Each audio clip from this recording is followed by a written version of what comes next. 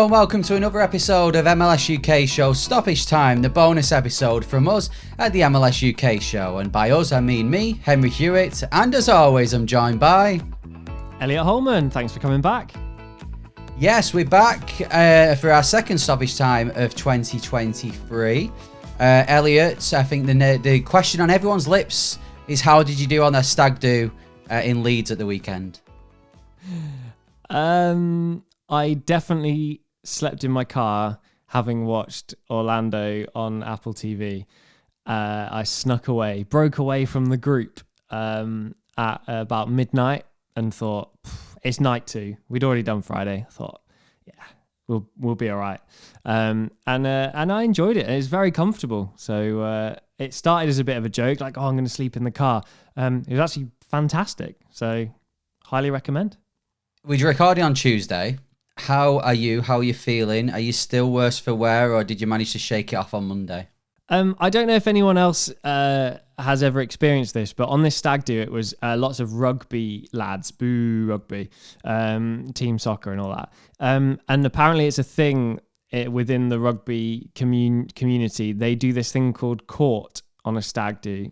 And Henry's eyes have lit up, so he's obviously suffered this before. I've not, actually. Okay. So the best man has his gavel and his wig, and he's the judge. And basically, anything that happens on the stag do will be punished. So you'll be called in front of the judge, where you must kneel, and you'll be sentenced for any number of things that you might have done.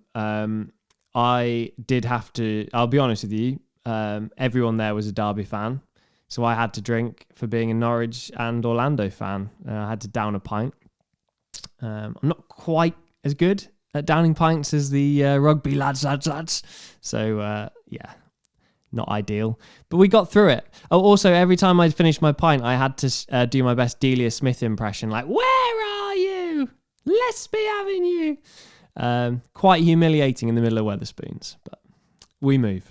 Yeah, well, it sounds like I've never been on a rugby stag do. I don't know where maybe like a sort of a frat boy sort of situation if we were to compare it to something from America. But yeah, it sounds exactly how I thought it would sound like. So well done, you got through it, you got to the other side, and we're doing another episode. That was my one worry, that we wouldn't be able to do any more episodes. And I managed to watch some MLS as well. So it was, all in all, it was good survival. Great. So let's talk about MLS then. And I feel we need to start this week's episode of Stoppage Time with an apology. And it's an apology to St. Louis. St. Louis City won their first 3 games on the verge of breaking the expansion record for winning most games at the start of a season, which was Seattle Sounders in 2009 with 3. If they beat San Jose at the weekend, they get to 4. And we're here. And we've basically, all the way through the season so far, said, yeah, the bubble will burst at some point. And it's not doing. Not yet. I will echo your apology to St. Louis City fans. However, I do feel it will be short-lived still. I am impressed, and I have to commend them. Obviously, we've talked about the previous games. This one at the weekend, away at Portland, that's hugely impressive. It's quite a chaotic style that they play, and I think that makes them very difficult to predict, but it's also very difficult to sustain. It's very difficult to coach. So while I think it's maybe actually quite a genius approach as you come into the league and no one really knows what you're going to be about and what your style of play is, I'd liken it to, you know how everyone eventually caught on to Jamie Vardy at Leicester, like running, getting around the back. I do worry a little bit that, if that's it, if that's the plan, it's going to come unstuck. But I echo your apology. 3 wins from 3 in MLS, 2 on the road as well. Fair play. Yeah, well, we perhaps shouldn't be talking about Jamie Vardy on this podcast with what's happened with his MLS pro team, Rochester. But we move on to St. Louis again. It's I read a stat the other day, and I think it's pretty much like 95% of teams that have won their first 3 matches have gone on to to make playoffs. Which we were saying that if they get anywhere near the playoffs, that would be a great result, like Charlotte did last year. So they're already on course to do that. You said there that the bubble possibly will burst, but there's rumours this week that Roberto Firmino could be joining from Liverpool. I mean, if he signed, where would you put St. Louis then? How far could they go? Huge statement of intent if they get that done. We know from Miami that it's very easy to get some rumours out there and find a big name and attach them to your club. We know that. Very few of the Miami ones have come off. And then teams like Montreal suddenly surprise you with Victor Wanyama, for example. So, we'll take it with a pinch of salt for now. If they get that across the line, obviously it won't be until the summer transfer window. So we'll be at least halfway into the season. However, of course, that's a game changer. You put the ball in the right spot and Bobby Firmino is going to score a goal. However, do they not have that already? We've already uncovered the fact that their number 9 is an absolute diamond in the rough. Yeah, I mean, as it stands, I don't think they particularly need anyone else. Just keep putting the same team out and they're going to win every week. But I think maybe it is a bit of lazy journalism. Roberto Firmino was at Hoffenheim when the St. Louis City sporting director, whose name I'm not going to try and pronounce because there's a lot of random vowels in there. But he was there at that time, so maybe there is a link there. He's also linked with LAFC, who, if they're not linked with Inter Miami, players are going to be linked with LAFC. So we'll wait and see on that one. We do know he's definitely leaving Liverpool at the end of the season. And I would love to see him in MLS. And I think it would be a big statement of intent by St. Louis City, as you said there, because, as well as they are doing, like we were saying at the start of the season, surely there's got to be something else, maybe in the summer. But no, as we said, they don't suppose they need him at the moment. Right, let's move on to the second topic, and it actually is about LAFC, and it's about LAFC and Bayern Munich. They have teamed up, which for MLS fans looking at LAFC last season and looking how they've started this season is quite a scary thought that they've teamed up with Bayern Munich. Anybody teaming up with Bayern Munich is scary, to be honest. LAFC teaming up with Bayern Munich, the team who seem to be able to do the most magic with their roster out of anybody in MLS, and then put it into practice on the field as well and dominate teams. That is a frightening concept. And fair play to them, because I think what's happened here is they've capitalized on their success. They had huge success last year. They can go to Bayern Munich and go, look, we're the greatest team in North America. Hey, don't come for me. Do you want to hook up? You up? Question mark. And this is a really, really, really excellent opportunity for both clubs, to be fair. Bayern Munich are a much bigger club, of course, but they will benefit from this too. And I want to see more of this in MLS, to be honest, because I think teams in Europe are starting to appreciate that MLS teams have got a lot to offer. We keep seeing these youngsters moving over to Europe. This is a big opportunity for Bayern as much as it is for LAFC. Just before I give my two penneth about this, I need to just point out that it has started absolutely throwing it down here in Manchester. So if you can hear rain in the background of my microphone, that's what that is. If you know Mancunian weather, then you'll know that this is hardly a surprise. Right, back to LAFC and Bayern Munich. They're calling it a global soccer development cooperation. LAFC have said it's the latest step in their evolution. And there's not many better teams in Europe to team up with from an LAFC point of view. And we've seen with Alphonso Davies going over and settling really well, a few more players from MLS going over to Germany or around that area as well.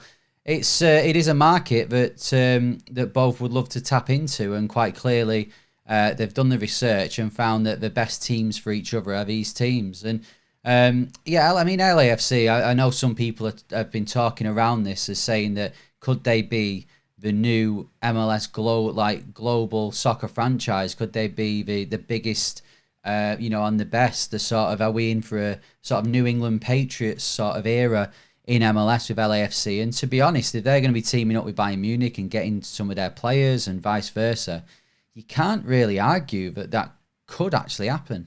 I think what keeps this quite grounded is, of course, the roster rules. There's only so much that they would be able to do, but it proves that, I presume Bayern are likely to send them maybe a higher caliber player than somebody like Colorado, for example, or RSL might be able to get on loan from Europe. And I think that's going to be the key.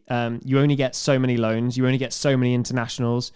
However, if those loans and internationals are of a much higher standard because of your partnership with the team, fantastic. Yeah, right. Let's move on to the next talking point in MLS this week. And it's about Lionel Messi. Maybe Messi going to Inter Miami is the one hope we've got from not having LAFC as the next big franchise who are going to take over MLS and dominate for years to come.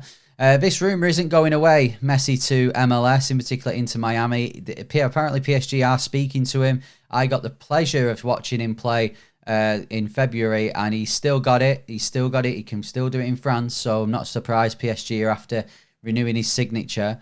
But Don Garber said this week that they will move heaven and earth to get Lionel Messi here. They will compensate him and his family. I'm getting bored of talking about it, really. I can't wait for it to happen. But just how big for the league would this be?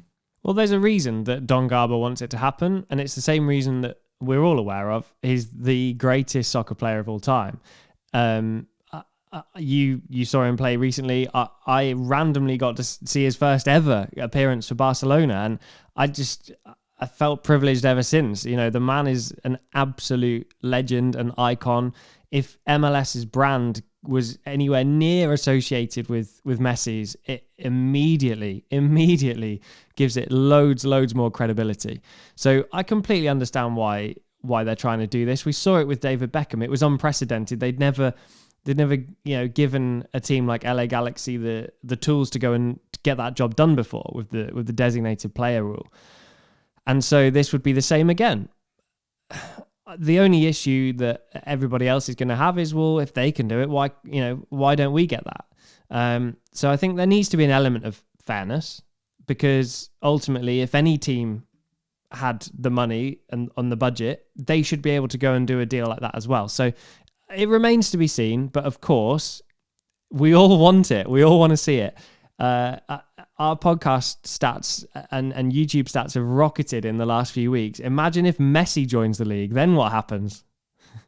Hey, we'll be on Apple TV, Elliot, before we know it. No, we're way down the list for that.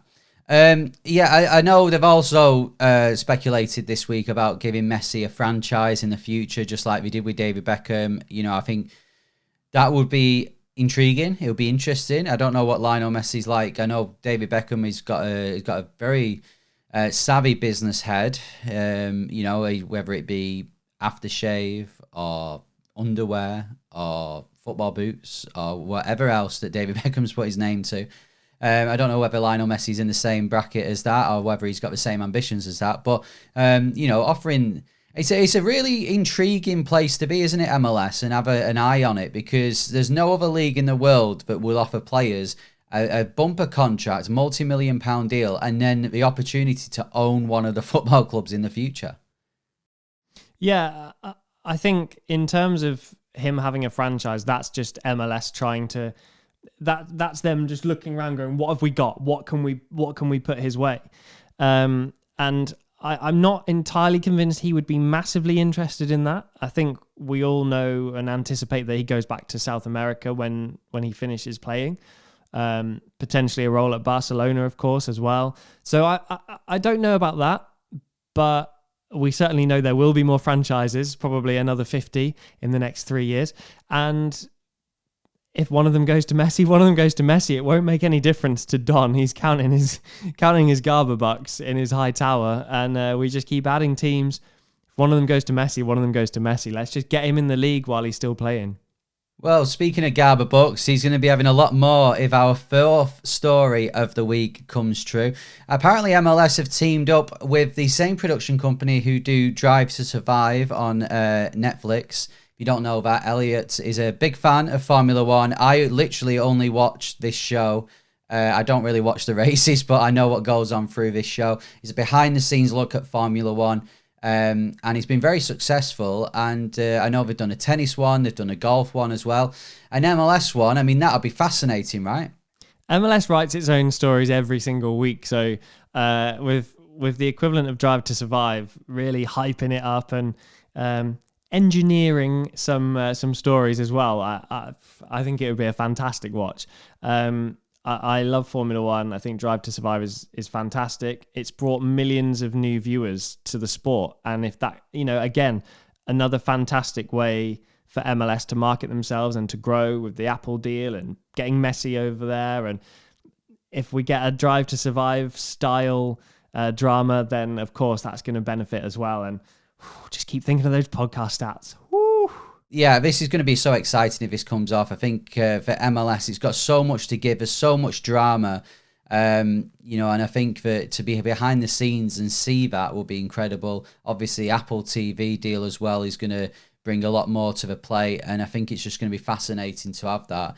But I mean, there's not many teams in the league, and there's that much going on. You can't just have a 10-episode series. It's going to surely have to be sort of a 40-episode series to get through everything. And will it be on Netflix? They've literally got a deal with Apple TV. I'm skeptical on this. Yeah, just imagine that. All that money Apple TV is spending, and then it ends up on Netflix. But I doubt that will be happening. Apple TV, I'm sure, have written it into the contract that anything that comes up like this will go on Apple TV. And I can't wait. It's going to be incredible. All the stuff that we don't get to see. I bet there's loads of stuff that happens behind the scenes that we'll be able to see. And who knows? It could really open people's eyes to MLS and get a whole new audience.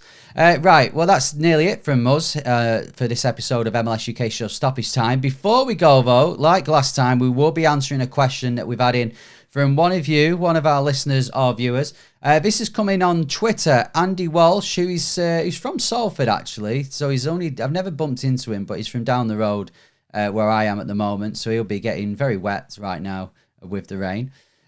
He said, I've been lucky enough to see MLS matches in Orlando, Dallas, Atlanta, New York City, and LA Galaxy, and he's chosen the team Houston Dynamo. Don't know why from that. He said, I'm hoping to get over the pond again this season, but whose ground should I visit next? Fantastic question. I mean, what are you looking for? The atmosphere of, in the likes of Portland just entices me so much. Like, I'm desperate to go right out west and see that. But then right on the other side, you've got the stunning views of Subaru Park in Philadelphia. Of course, I highly recommend Orlando. Just go to Disney as well. We need to do them all of them, Andy. Yeah, I think Andy should be our guinea pig. He should go to every single MLS stadium and then tell us which are the ones not to bother to go to, because we've both only ever been to Orlando. I would say, I think Portland's a must. We've both said that. We've both said it on this podcast and on other podcasts as well. That Portland is going to be an incredible visit when we get there. I think the newer stadiums as well. I liked St. Louis. I said on the last episode that it kind of give me a sort of a British vibe to it, with everyone stood up. Apparently the food's brilliant as well. So St. Louis is definitely one I'd like to visit. Red Bull Arena. That's a nice stadium. And then you go into Canada. I think BC Place looks incredible. Toronto's ground, Montreal's. I'd have to learn my French though if I went to Montreal's. So there is so many to visit. I think my favourite would have to be Portland though. But other than that, any of the newer stadiums. Philly, like Elliot said. I mean, we love MLS. We'd just like to visit one. We're very jealous that you've gone to 5 there, Andy. Yeah, let's sort a full tour out. That needs to happen. But of course, when you're heading to an MLS game, you've got to be kitted out. You've got to have your jersey on. So don't forget, make sure you check out our show sponsors, soccer90.com. It is the place to go to get all of your MLS merch, loads of European teams in there as well. And I was listening to a podcast earlier on today, right? and the presenter said, "Oh, well, the product's quite good, but I just really want to tell you that the guys running it are really nice." And I thought, do you know what? I bet they aren't as nice as the guys at Soccer 90, because we don't just talk about it because they're our sponsors. Like, these guys are incredible. They work so hard in the Soccer Hall of Fame in Dallas. So shout out to the guys at Soccer 90 for supporting us. And of course, we got a discount code as well, haven't we? We have, yeah, 20% off. Type in MLS UK at the checkout, and that's what you get. We need to say as well, just on the stadium bit, we missed out Dallas. Yeah, Andy has been to Dallas, and we would love to go to Dallas just to visit our sponsors, but and the Soccer Hall of Fame as well. So much to do amongst MLS stadiums. Right, don't forget, if you're watching on YouTube, please like and subscribe, and write a comment in the comments section. If you've got a question for us on the next episode of Stoppage Time, then please ask away. If you're on your podcast provider, please subscribe, follow us, and also leave us a rating. But Elliot, there's one rule and one rule only. LA Galaxy style, 5 stars only, please. Thank you. Yes, exactly.